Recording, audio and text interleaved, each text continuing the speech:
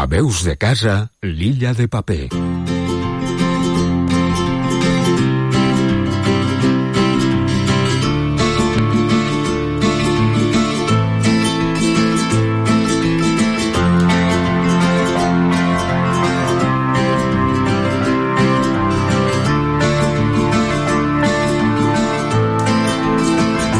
I ha arribat l'hora de parlar de llibres i amb qui millor fer-ho que amb Òscar París. Bon dia, Òscar. Hola, bon dia, què tal? Com anem? Molt bé, i tu?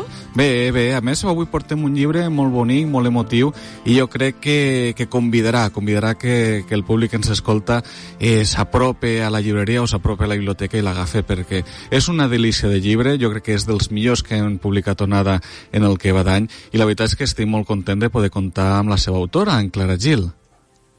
Hola, bon dia. Hola, bon dia, Clara. Bueno, para quien no te conega, tú eres de Vila-real, eres mestra, i vas publicar ja fa, quasi ja 6 o 7 anys, que és que el temps passa volant, un llibret que és Dia sobreviurem, que era com una alegoria contra el maltractament de gènere, un llibret que il·lustrat, molt emotiu, molt personal, que a més ha funcionat molt bé. Són d'estos llibres que, t'ho dic de veres, a l'editorial mos va sorprendre i mos sorprèn encara com mos seguissin demanant la gran acollida que ha tingut. Crec que ja va per la 4ª edició, si no m'enganyo, i bueno, està molt bé. I ara has tornat amb un altre que és Com t'ho podria dir, que podem enquadrar-lo com a novel·la juvenil, una sèrie de relats de personatges que tenen en comú que volen fugir, que és molt propi de l'adolescència, el voler fugir, el voler escapar-se. I bé, doncs, bueno, conta'm una miqueta, d'on sorgís aquesta idea del relat de Com t'ho podria dir? A veure, jo havia observat que en alguns altres contes que havia escrit sempre ficava alguna referència a alguna cançó. Després també vaig fer un curs de narrativa i també vaig observar això, que en tots els contes que m'encarregaven per als exercicis hi havia alguna cançó en valencià, o que a mi me recordava alguna cançó, o posava una miqueta de la lletra, i vaig dir, per què no aprofundís en això i ho amplié? I poquet a poquet primer vaig anar fent els contes sobre cançons preferides meues, però a poc vaig anar fent em vaig anar submergint i buscant cançons noves per a temes que em venien al cap, i jo mateixa vaig conèixer un munt de grups que no coneixia, per exemple, Pantaleó o Sense Sal, que jo no els havia sentit mai, i a força d'anar sentint música en català van anar eixint més contes i més idees per a noves narracions. Perquè quina és la relació que tenen les cançons en cada un dels contes, dels relats que conté el llibre? Depèn de la narració. Hi ha narracions que només en el títol ja veus clarament de què anirà. Per exemple, S'ha acabat, que és una cançó dels Pets, i ahí tenim una relació que ha acabat. De pares a fills, que és una miqueta el que passa en les relacions entre pares i fills. O Nina de Miraguano, de Pau Riba, que és preciosa, i que parla d'una mare no ben sana que no acaba de saber com tractar o com dirigir-se al seu nadó.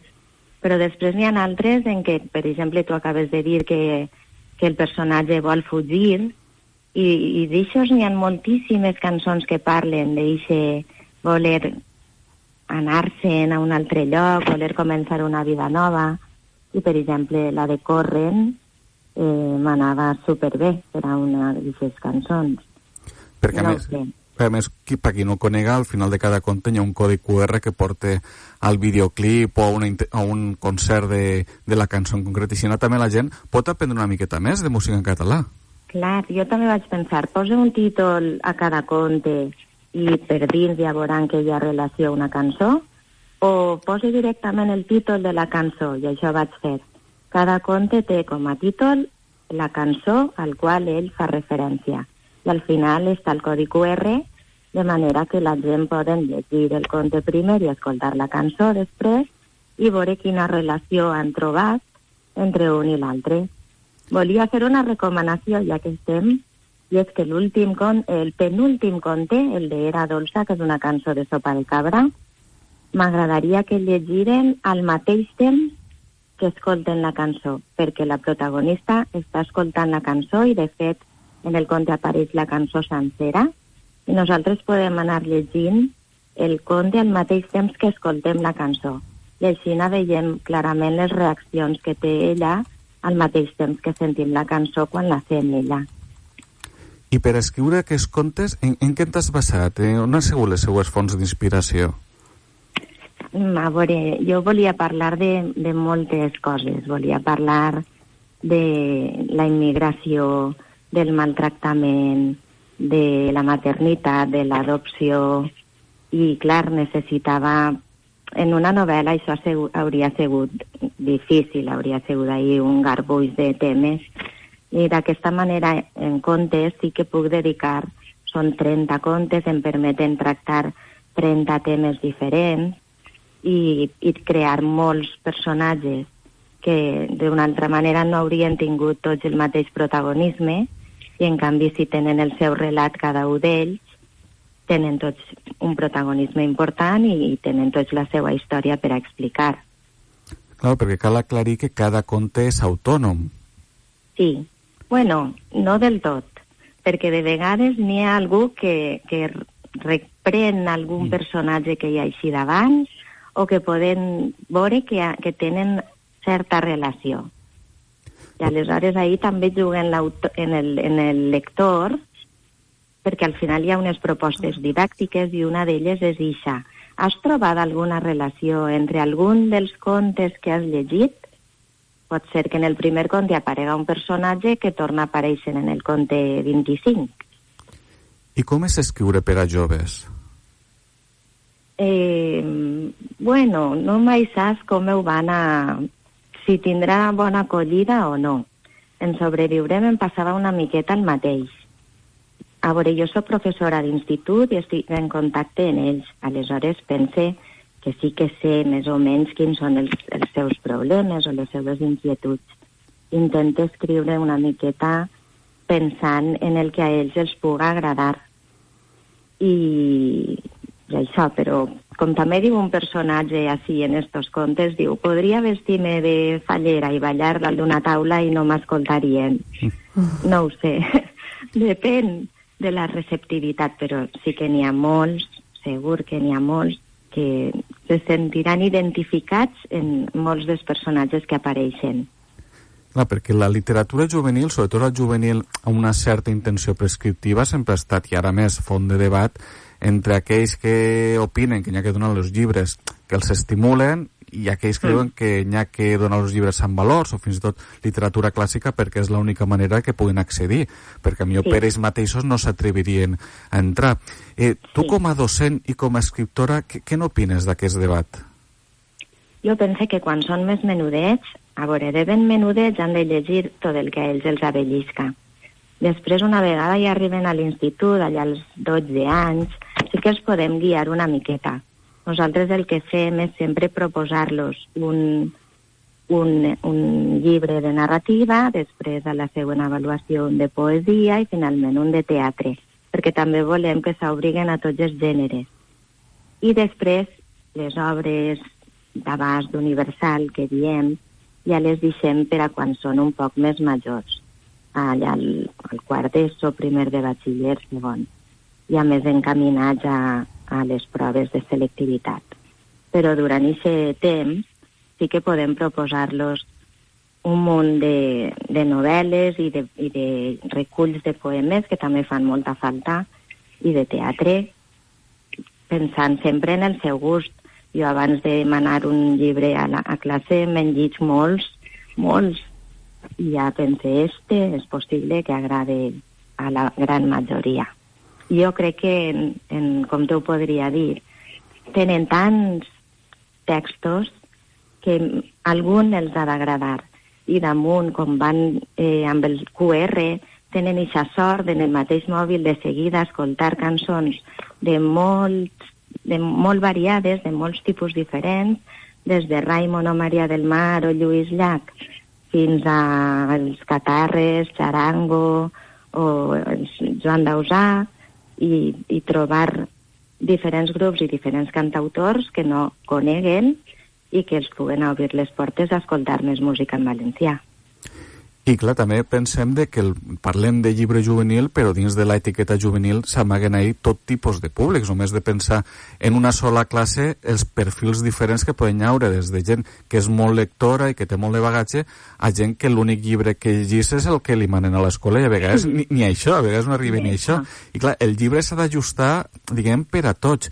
També el fet de que siguin este format de conte, de relats curts, que poden començar, llegir un parell de pàgines i acaben el relat, que són autoconclusius, una generació que s'ha educat i ha crescut amb la cultura del clip de YouTube, dels vídeos ràpids, pot aproximar-los encara més a la lectura, perquè parlen més paregut el seu llenguatge. Sí, jo crec que sí. Els costa molt llegir, per exemple, una descripció llarga, els costa llegir textos molt per a ells. Estic parlant en general, Després tenim les excepcions, que són de veure llibres i que els agrada tot. Però n'hi ha molts que jo ho observo a classe que els costa llegir si és un text massa llarg. I jo penso que aquests textos curtets, que parlen de temes molt col·loquials, o sigui, de relacions entre amics, entre parelles, entre exparelles, entre pares i fills, entre mestres i alumnes, entre avis i nets. Crec que en algun moment, segur que a algun els pot agradar bastant. I igual amb les cançons. Cada un pot tindre el seu estil, però després pot dir, ui, a este senyor jo no el coneixia, perquè et sorprendries de veure la poca cultura musical que tenen molts en la nostra llengua, i és una llàstima. Jo espero que el llibre ajude a això. I parlant de la música, la tria musical, Clara, l'has fet a tu per cançons que t'agraden o has pensat de bé, encara que no m'agraden, esta l'ha d'incloure perquè és important o perquè me va per la novel·la, i també hi ha alguna que se t'hagi quedat fora i dius, esta me sap realment mal que s'hagi quedat fora? Ai, sí. Clar, a veure, vaig començar en les meues cançons preferides, però tampoc són les meues preferides de cada grup. Per exemple, no sé, no ho sé, hi ha algunes que sigui clarament per una cançó de Maria del Mar Bonet, és que és preciosa, o la d'Amor particular de Lluís Llach, és preciosa. Però igual per exemple, a mi m'agraden molt Els Amics de les Arts, no és ixa la meva cançó preferida, la dels binocles d'en Pere, però per al que jo volia tractar en aquest moment, la veritat és que anava molt bé. També han hagut vegades que no volia repetir cap grup ni cap cantautor, però dels Pets, per exemple, n'hauria posat moltes. A partir de moltíssimes cançons d'ells podria haver creat molts contes. Perquè més... Sí. Per exemple, la de XL, que parla d'una xica que és molt grosseta, també m'hauria anat molt bé fer aquesta cançó. O sigui, posar aquesta cançó i escriure un conte sobre això. Però com ja en tenia una, ja no volia repetir grup.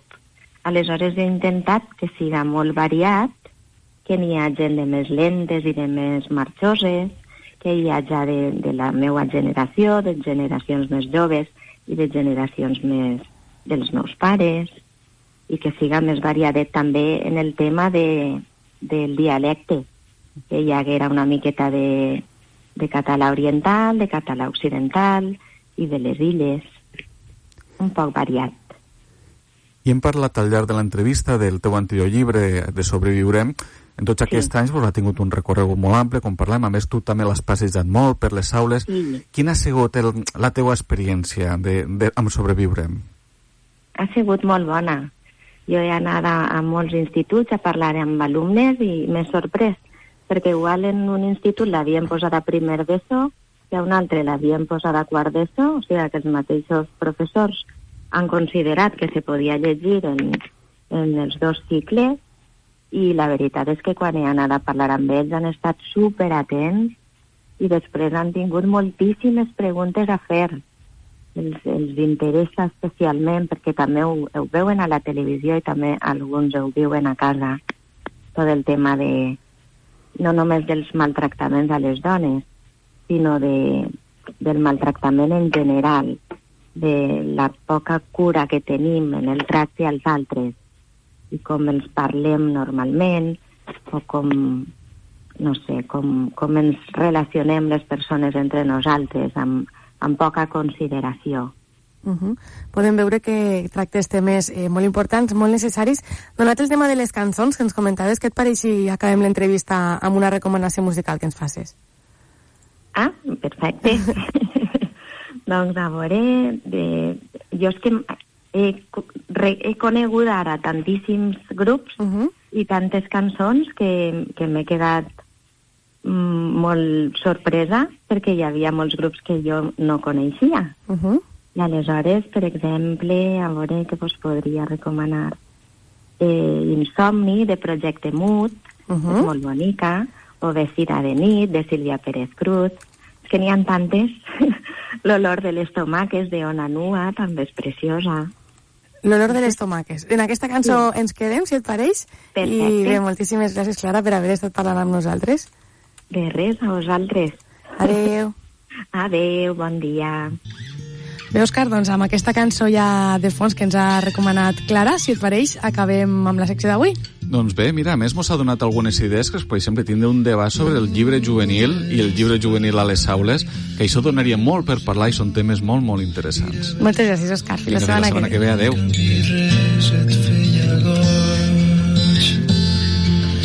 La ciutat pareix